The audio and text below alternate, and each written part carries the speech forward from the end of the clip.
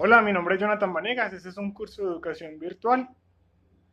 Vamos a hablar sobre la educación virtual, características, ventajas, desventajas de la educación e-learning y vamos a dar ejemplos también.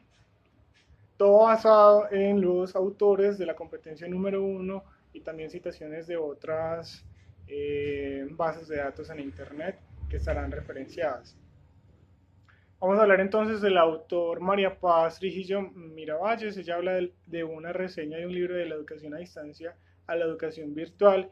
Ella dice que la educación a distancia no excluye el aula tradicional.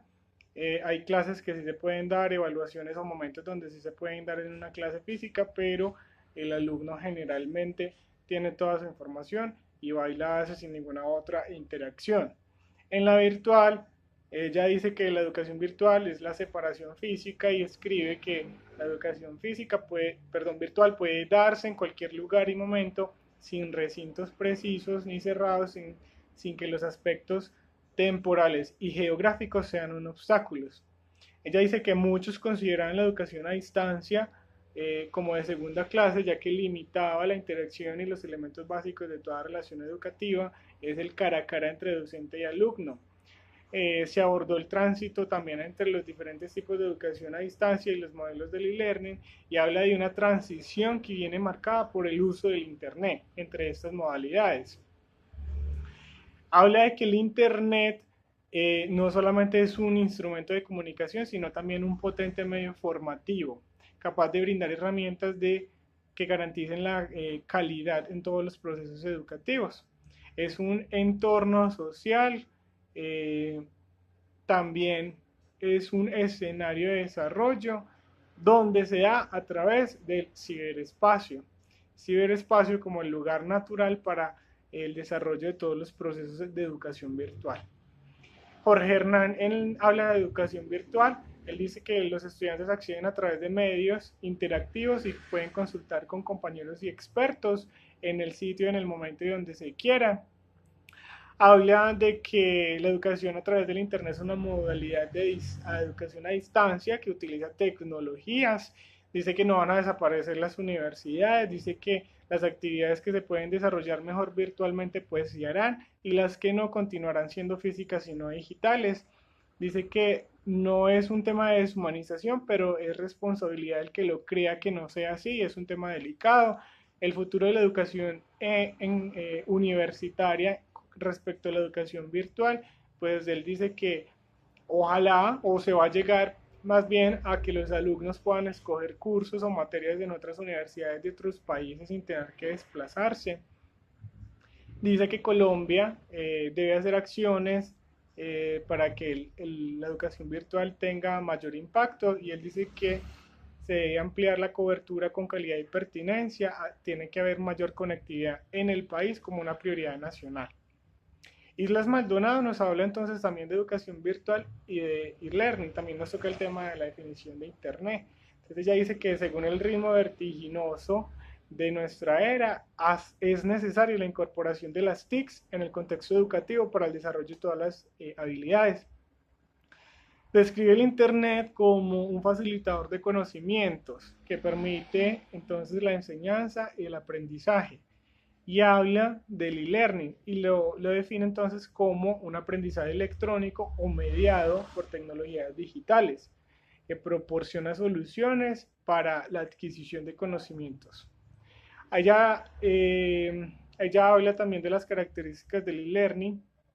Entonces habla de la separación docente-alumno, habla de que sugiere una independencia en el aprendizaje y flexibilidad, una comunicación bidireccional entre alumno-docente, estudiante-estudiante, favorece también la comunicación masiva, hay medios tecnológicos de organización, eh, dice que la capacitación no presencial por medio de plataformas es dado al uso de tecnologías. Eh, y esto va proporcionando pues el proceso de aprendizaje, sin importar la geografía, la profesión, el tiempo y la flexibilidad. Vemos que esto es muy reiterativo, pero son características propias de la educación virtual, esas son las ventajas.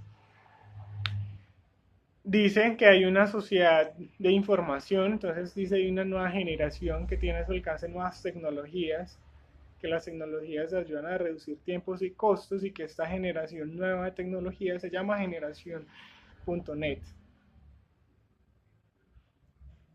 El documento de educación virtual, educación en línea, también es muy reiterativo en el uso, el desarrollo de las TICs que posibilita el acceso a la educación sin importar el momento o el lugar donde uno se encuentre.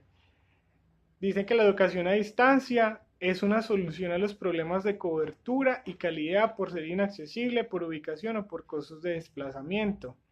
Pero para muchos colombianos, la educación virtual es el espacio para poderse formar.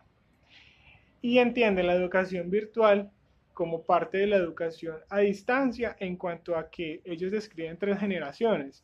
Una generación en la que usaban solo tecnologías como fotocopias, materiales impresos, trabajos, exámenes. Una segunda generación donde ya hubo otras tecnologías como audios, cassettes, radios, teléfonos. Y esa tercera tecnología donde ya hay uso de todas las TICs más sofisticadas para interactuar entre el alumno y el docente. Esta generación la denomina educación virtual o educación en línea. ¿Por qué van ganando la educación a distancia? Entonces ellos dicen que la educación a distancia, educación virtual, viene desde hace siglo y medio y ya empezaba a competir sin ni siquiera tener un equipo contra la educación presencial. Es decir, no estaba claramente definida, pero ya estaba compitiendo con ellos. Dice que porque entendemos que va ganando la educación a distancia, ellos hablan también de muchas transiciones y del uso de muchas tecnologías. Y dice que se debe en sí y en resumen a todas las ventajas que ofrecen estos modelos de educación y los inconvenientes que ofrece la educación tradicional. También hablan mucho de que la información no es fugaz, como una clase presencial que sí puede ser fugaz, la tienes el momento, pero después no. La educación virtual siempre nos va a ofrecer información actualizada y en el mejor aula virtual, que es el ciberespacio, con la mejor infraestructura de una biblioteca virtual. Este es pues como las definiciones, los conceptos. En sí, podemos hablar, ejemplos claros, eh, clases virtuales, por ejemplo, que ya se están dando en los gimnasios. Tú tienes una clase y ya te dicen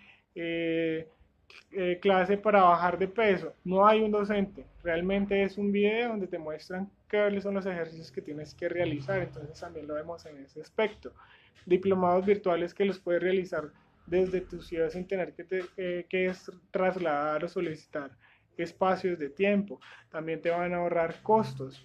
Inducciones virtuales que se hacen para las personas que entran nuevas a una empresa.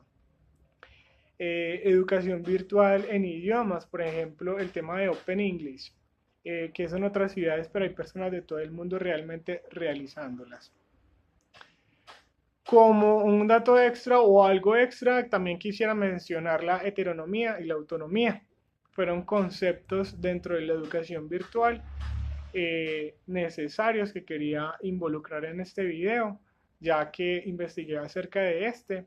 Dice que la heteronomía se relaciona con seguir órdenes y está regulado por alguien más. Entonces está el bien o el mal, la aprobación, la culpa, el premio o el castigo.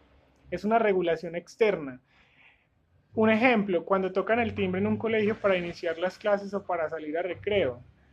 En cambio, la autonomía se relaciona con nuestras propias reglas, decidir cuándo se inicia una hora de estudiar, por ejemplo. Es el acierto, el error, la responsabilidad, el aprendizaje y la autorregulación. La educación virtual debe partir según la autonomía de cada uno, es la libertad del aprendizaje y esto es lo más necesario para poderse dar. Ya sabemos que va a ahorrar tiempo, la infraestructura entonces ya no es una aula física, sino que está conformada por el equipo, los computadores, los celulares o las tecnologías, nos ahorra costos podemos interactuar de forma sincrónica o asincrónica con otros compañeros o con docentes. El cooperativismo es un tema importante, es la comunicación vertical y horizontal que les acabo de mencionar, es flexible en temas de horarios y siempre va a ser regido por el tema de la autonomía. Muchas gracias.